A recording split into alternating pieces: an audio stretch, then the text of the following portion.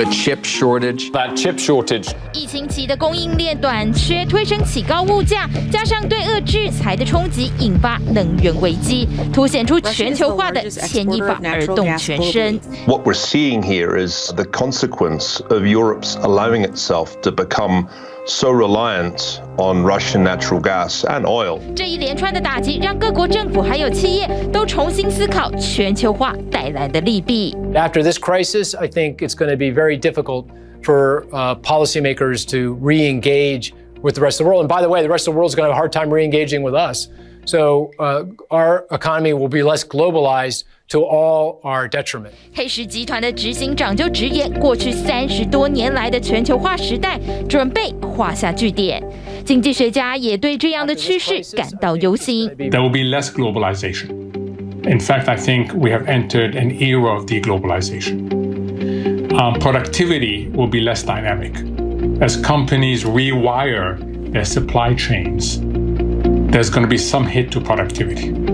There'll be higher industrial concentration that tends also to be bad for productivity. 去全球化的浪潮并不像海啸瞬间来袭，其实早就见到端倪。Look at the way that the U.S. and Europe were vaccinated first. Look at some of the dynamics around then China with their Made in China 2025. That's not about let's broaden and diversify our economy. It's let's protect China and put China first in terms of the global internet and cybersecurity and making sure that China is not on the wrong side of nanotechnology. 根据经济学人的分析，2008年到2019年，世界贸易相对于全球 GDP 下降了大约5个百分点。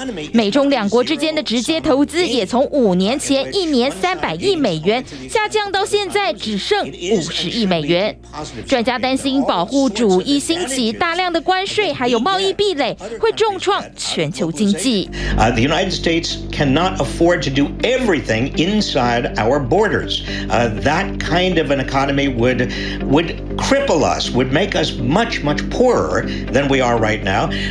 Developing nations, if they can't export to the United States and to other developed nations, they are going to stay poor. 去全球化的冲击可想而知，成为难以阻挡的浪潮。因为推动去全球化的主要动力，并非疫情或是战争危机，而是地缘政治。Companies are going to continue doing business around the world. I think what will change is that geopolitics will become a lot more important in decision making in terms of where businesses invest, how much they invest, who they do business with. I think boards of directors will have a lot more scrutiny over that.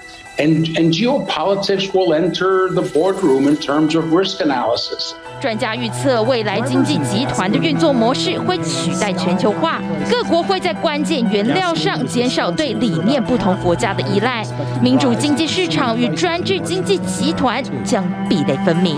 There's still Mexico, there's Europe, there are other countries around the world. Right now, we're talking about a conflict in Russia and Ukraine.